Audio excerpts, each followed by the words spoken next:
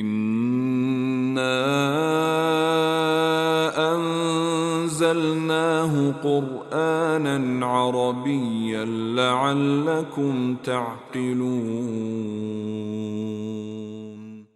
Bismillahirrahmanirrahim. Assalamu alaikum. La verset aujourd'hui, c'est le verset 12 du chapitre 13. Pour chacun, il y a des sentinelles qui se meuvent sans répit devant lui et derrière lui pour le protéger par ordre d'Allah. Assurément, Allah ne change pas la condition d'un peuple avant qu'il n'ait changé ce qui est dans leur cœur.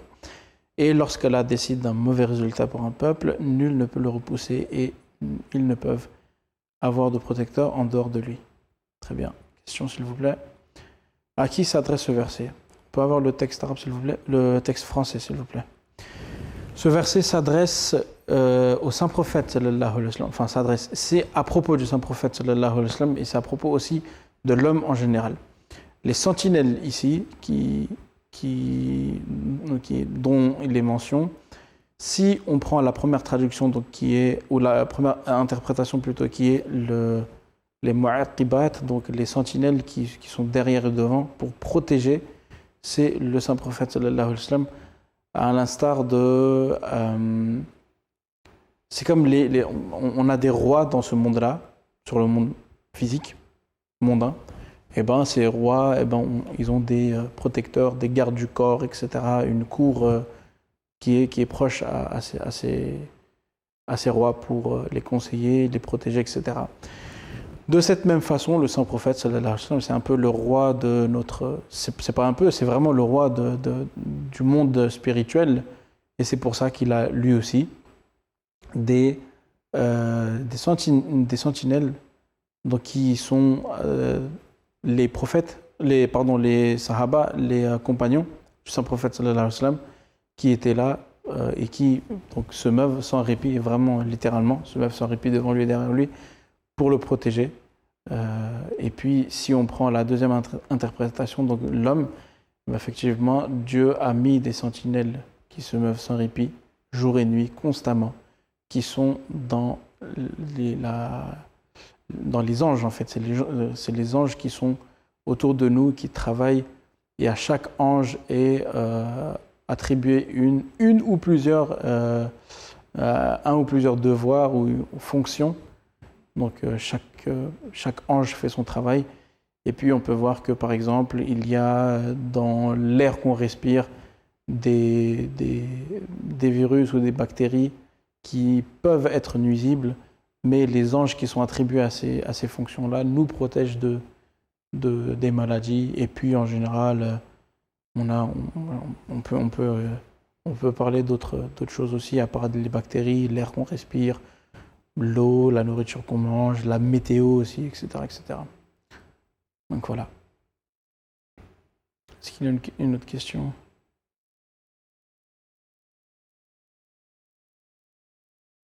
C'est qui ces anges protecteurs? Eh ben, ces anges, donc, comme je l'ai dit, si on parle de la première interprétation, ces anges sont les nobles compagnons du saint prophète sallallahu alayhi wa sallam.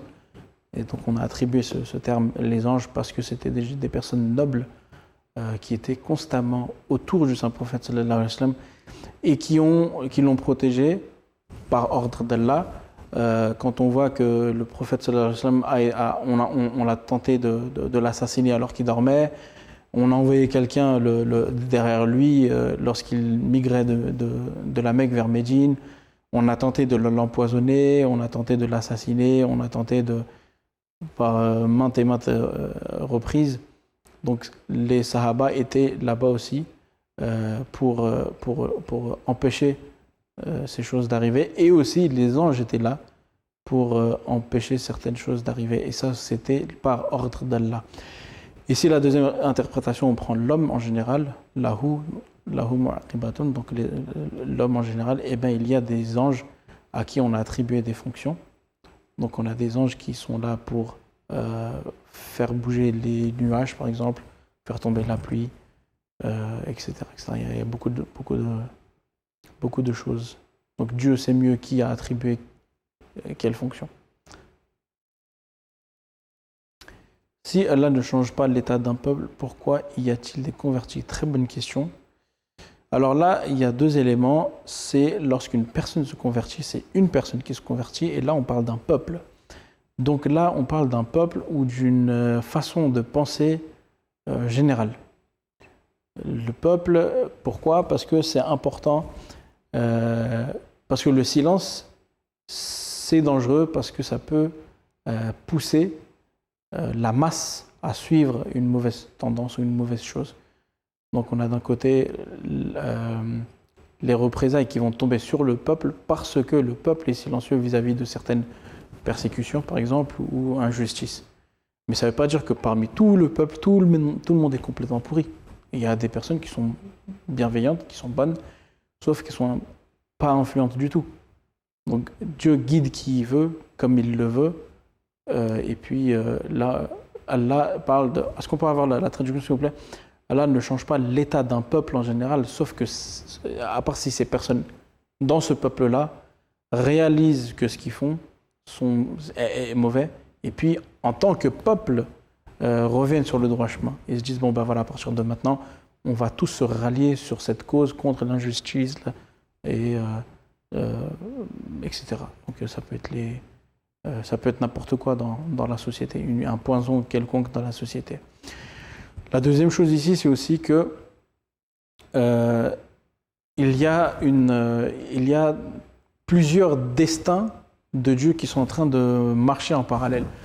C'est-à-dire que Dieu a décrété une chose, c'est-à-dire que si vous faites le mal, ce mal sera rétribué, Dieu vous attrapera. Donc à un moment donné, plus tôt ou plus tard, mais ça va se faire. S'il le souhaite, il peut très bien vous pardonner. Mais cela n'empêche que Dieu est aussi Rahman et Rahim.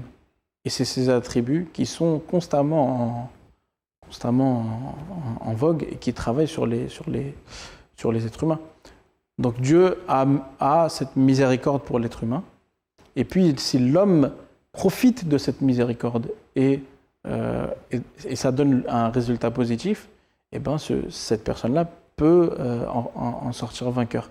En revanche, si elle-même se destitue de cette miséricorde et repousse cette miséricorde, ben dans ces cas-là, Dieu ne va pas pousser une personne à venir vers le bien. En fait, le Saint-Coran, il se répond à lui-même et il se suffit à lui-même. C'est-à-dire qu'un verset, quand on le prend, on peut répondre à ce verset-là avec 2, 3, 4, 5, 10 versets derrière. Donc là, ce verset-là, on peut mettre en parallèle avec « Wahadaynahu najdayn », par exemple, un autre verset. Okay, donc on lui a montré deux voies à suivre, la bonne et la mauvaise. Enfin, la mauvaise, pas la bonne. Donc c'est libre à chacun, et c'est ça le libre arbitre de l'homme, libre à chacun de suivre la voie qu'il le veut. Donc s'il veut, il peut suivre la bonne voie, profiter de la grâce et la miséricorde divine et être bien guidé. Et s'il veut, il peut repousser cette grâce et donc tomber dans le giron de ce peuple-là que Dieu ne va pas changer, puisque eux-mêmes ne veulent pas changer et ne veulent pas profiter de cette miséricorde. Voilà.